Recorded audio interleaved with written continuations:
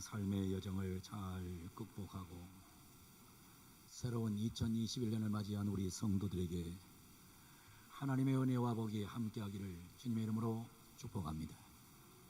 주의 은혜가 함께하시기를 바랍니다. 오늘은 하나님밖에 없습니다 라는 제목으로 신년 주일 메시지를 선포하겠습니다. 요즘 나의 모습을 보며 생각나는 사람이 있습니다. 칼릴 지브란이라고 하는 사람입니다. 그가 쓴 소설이 있습니다. 자서전적인 소설인데 그 이름이 부러진 날개입니다. 브로큰 윙스라고 하는 유명한 책입니다. 제목부터가 좀 안타깝습니다. 부러진 날개, 부러진 날개. 이 사람은 레바논 출신입니다. 회교도가 지배하는 곳에서 태어나서 그는 회교라고 하는 이 종교 교리 때문에 수없이 날개가 부러지는 일을 경험했던 사람입니다.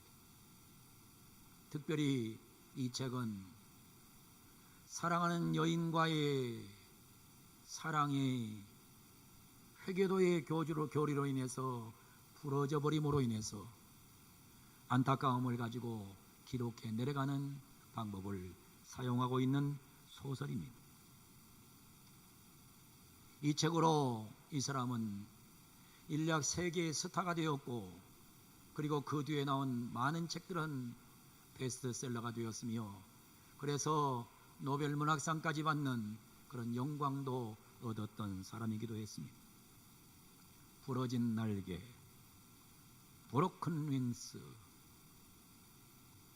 뭔가 어깨가 굉장히 아프다는 생각을 갖습니다.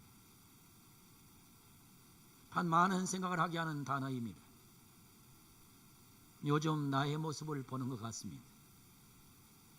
참 코로나19로 무너진 나의 모습이 때로는 부러진 날개로 날고 있는 새 같습니다. 성도들을 생각하면 부러진 날개로 날려고 발버둥치는 모습을 보면서 많이 아프고 괴로움을 금할 길이 없습니다. 요즘 저는 참 많은 질문을 하나님께 드립니다. 하나님, 우리 정말 일상으로 돌아갈 수 있는 것입니까? 하나님, 한국교회는 회복될 수 있는 것입니까?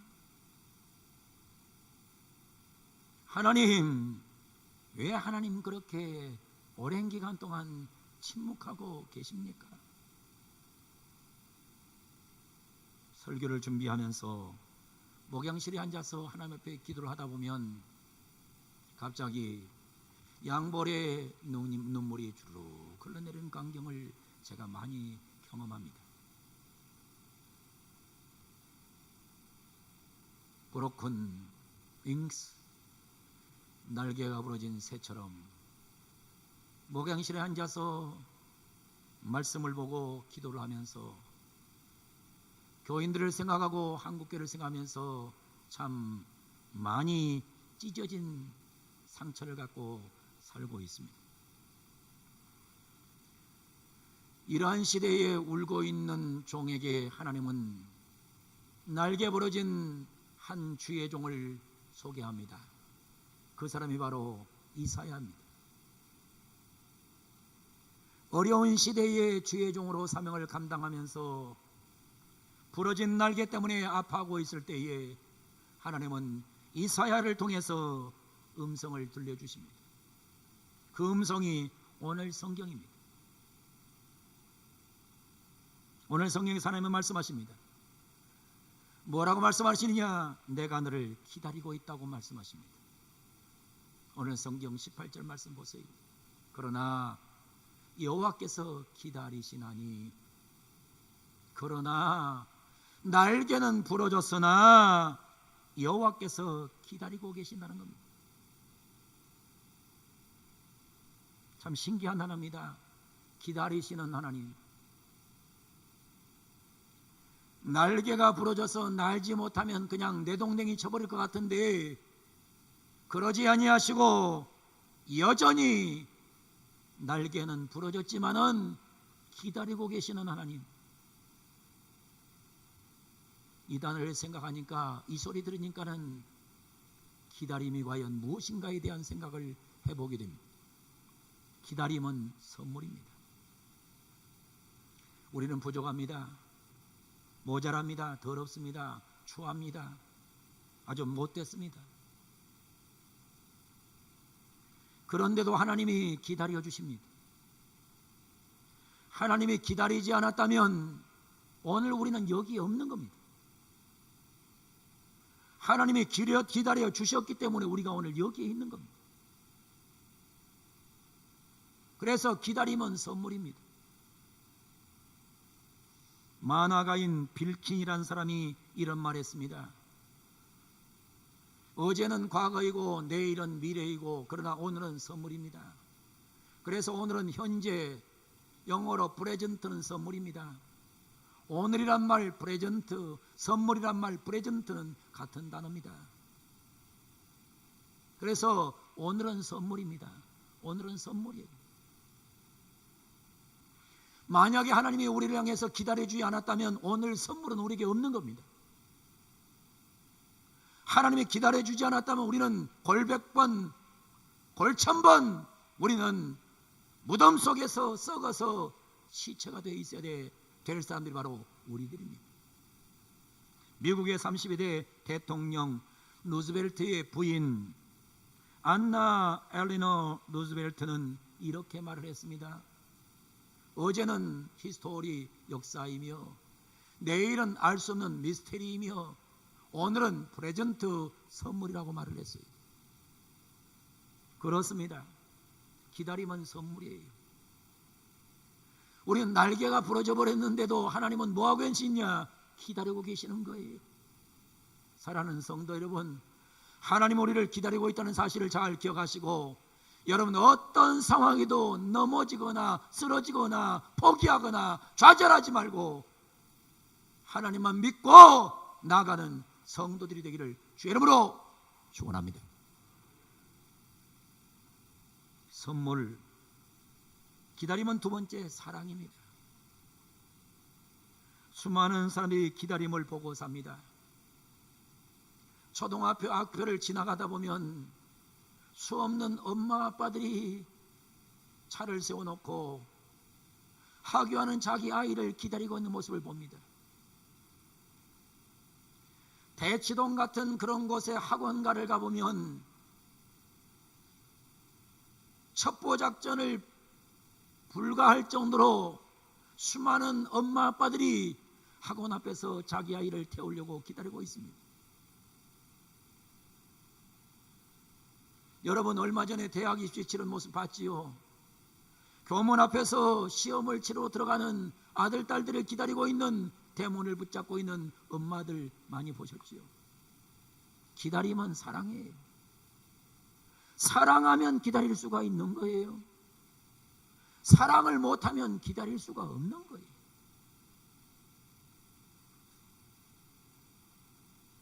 여러분 우리가 때로는 보면 집안에서 기다리잖아요. 남편을 기다리고 아내를 기다리고 아들, 딸을 기다리고 엄마, 아빠를 기다리고 손자, 손녀를 기다리잖아요. 때로는 우리는 지하철역에서, 때로는 기차역에서, 때로는 배부도에서 연인을 기다리는 사람들 많이 봅니다. 기다림은 사랑이에요. 한마디로 말하면 하나님이 기다리고 계신다, 그 말은 뭐예요? 아무리 날개가 부러져 있어도 나는 너를 사랑한다고 하는 하나님의 사랑의 음성이 들어있는 거예요. 그래서 누가복음 15장 11절에서 23절을 보게 되면 집 나간 둘째 아들, 소위 탕자라고 하는 사람의 모습이 등장합니다. 여러분 탕자가 집을 나갔는데 아버지는 기다리고 있잖아요. 우리는 하나님 품을 떠나갔는데 하나님은 우리를 기다리고 있잖아요. 이 모습을 아주 잘 묘사하는 것이 누가복음 15장이에요. 러시아에 가면 세계적인 박물관이 있습니다. 상트페테르부르크라는 곳에 가면 에르팀다주 박물관이라는 세계적인 박물관이 있어요. 제가 여기를 수년 전에 가보았는데, 가서 이 박물관 입구를 딱 들어서면 눈앞에 딱 들어오는 첫 번째 그림이 있습니다. 그 그림이 바로 렘브란트 하르몬손 반 레인이 그린 The Return of the Prodigal이라고 하는, 프로디갈 선이라고 하는 돌아온 탕자라는 그림이 있어요. 아주 벽에 크게 붙어 있어요.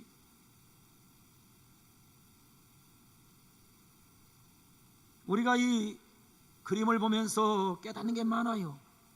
집 나간 둘째 아들을 기다리던 아버지,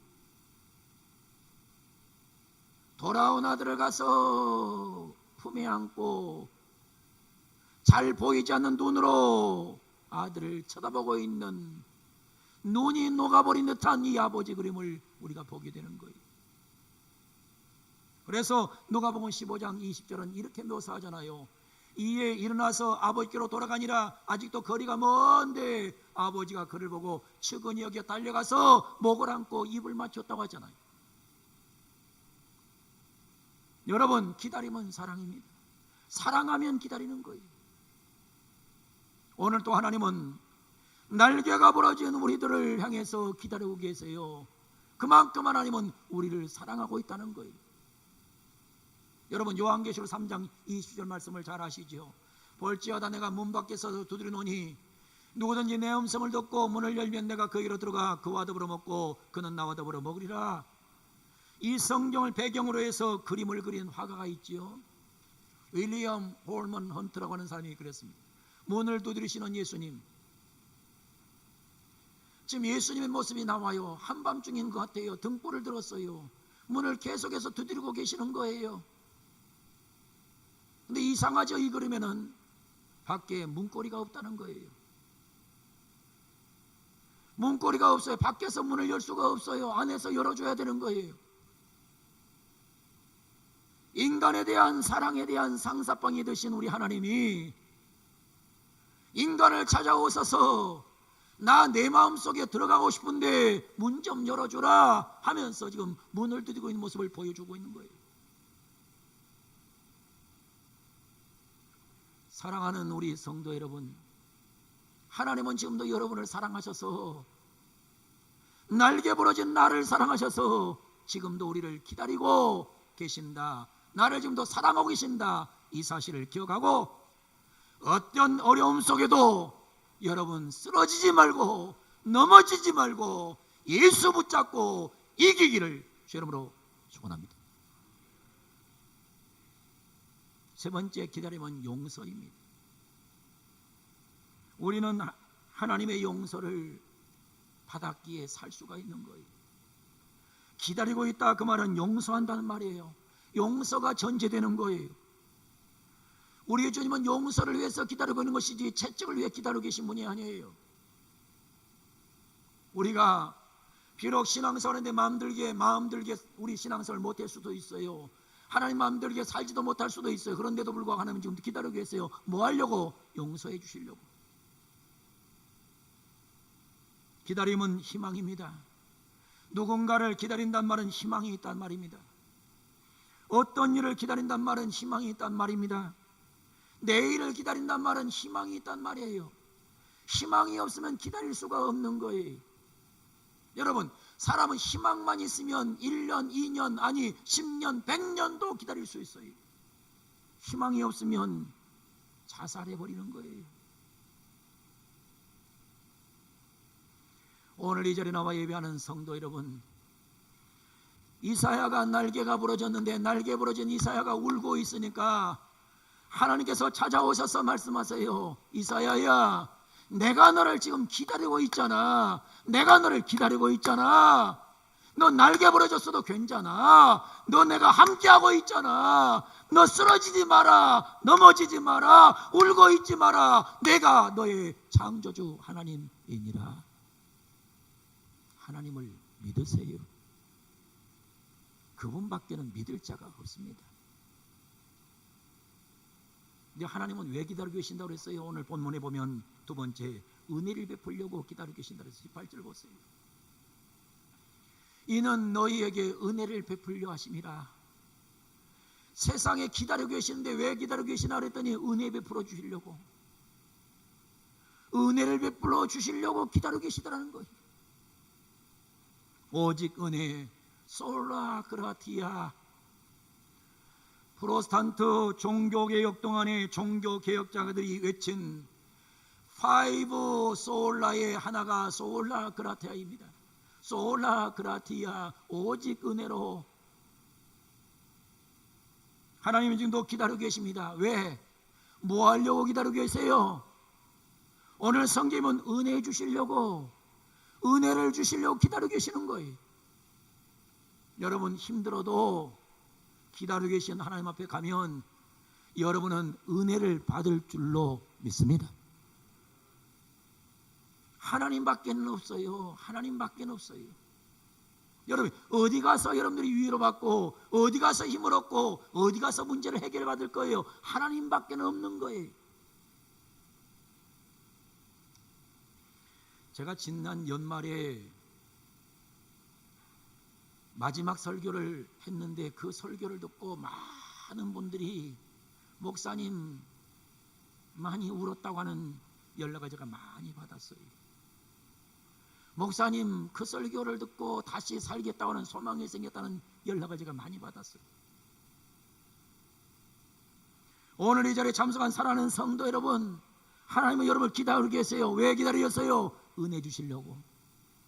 이 하나님을 믿으세요.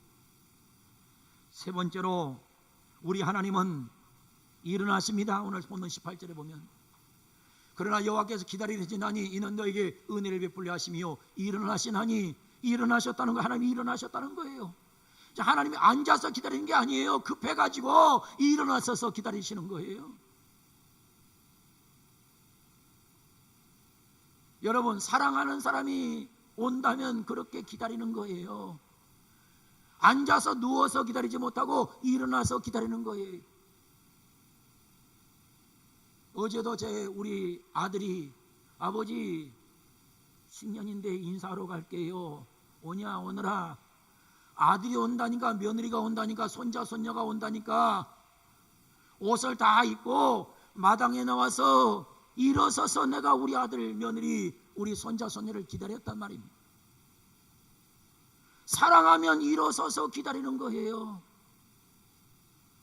사랑하는 우리 성도 여러분, 하나님이 여러분들을 일어서서 기다리고 있음을 믿으시고 신년을 하나님과 함께 시작하는 은혜로운 예배가 되기를 주 이름으로 축복합니다.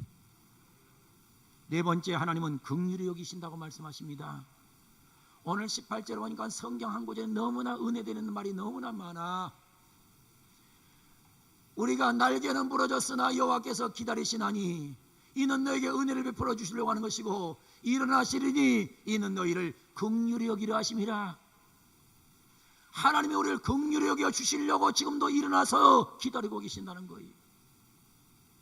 긍휼이라는 단어를 제가 연구해 봤더니 히브리어 나함이라는 단어가 생기는 나함. 근데 이 단어가 희한하더라고요. 긍휼, 나함이라는 단어는 무슨 뜻이냐? 자궁이란 뜻이에요. 자궁. 여자의 자궁을 말하는 게 나함이에요. 참 이상하지요? 긍휼과 자궁과 무슨 관계가 있는 거예요? 무슨 뜻인지 압니까? 엄마의 한 배에서 나온 사람은요, 한 배에서 나온 사람은 누가 뭐라고 해도 긍휼함이 있어요. 한 배를 통해서, 한 자궁을 통해서 태어난 사람은 누가 바라봐도 불쌍함이 있는 거예요.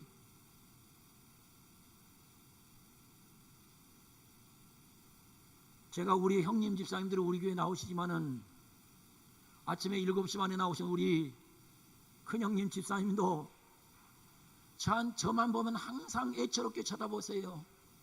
목사님, 코로나 세상에 얼마나 목회하기 힘드세요. 그 눈을 보면, 우리 형님의 눈을 보면 눈물이 들어있어요. 왜 그런지 알아요? 한 엄마의 배에서 나와서 그래요.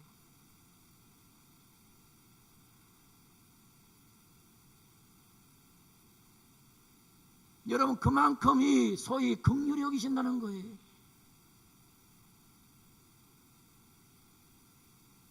하나님은 그냥 긍휼히 여기시는 게 아니고, 그냥 불쌍히 여기는 게 아니고, 한 배에서 나온, 한 자국에서 나온 자식들처럼 애정과 사랑과 열정과 불쌍함을 여기면서 긍휼히 여기고 계시다는 사실을 말씀하고 있는 거예요.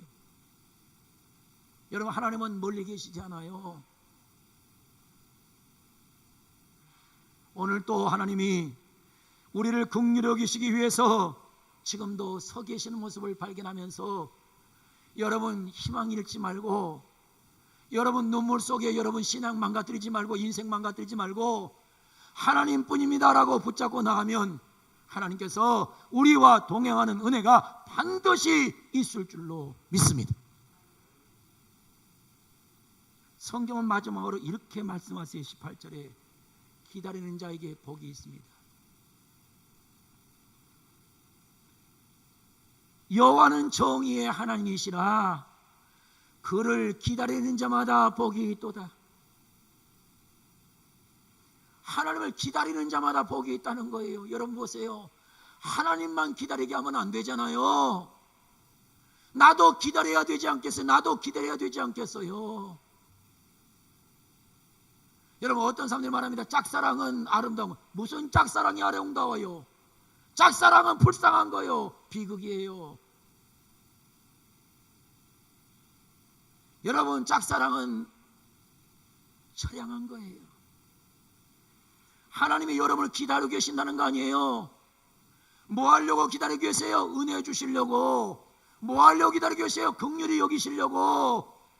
뭐 하러 가세요? 일어서서 기다리고 계신다잖아요. 그러면 2021년 나도 하나님을 기다리는 사람으로 살아야 되겠다 라는 결심을 갖는 오늘 예배가 되셔야 합니다.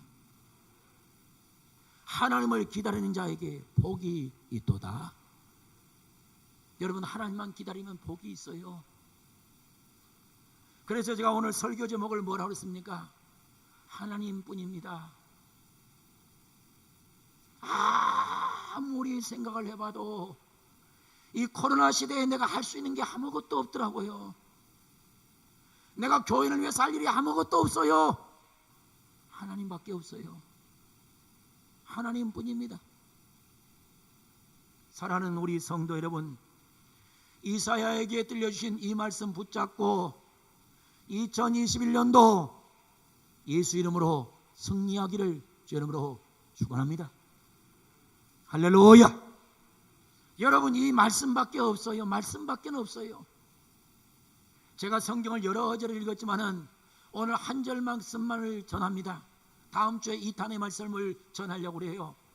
하나님께서 우리 모든 성들에게 은혜를 베푸시되 기다리고 계시면서 은혜 주시고 긍휼히 여겨주시고 일어나서 복 주시려고 하는데, 여러분 또 하나님을 열심히 기다리는 한 해가 되셔서 복 많이 받는 축복의 역사가 있는 아름다운 한 해가 되어 회복의 은혜가 있기를 주님으로 축원합니다. 회복될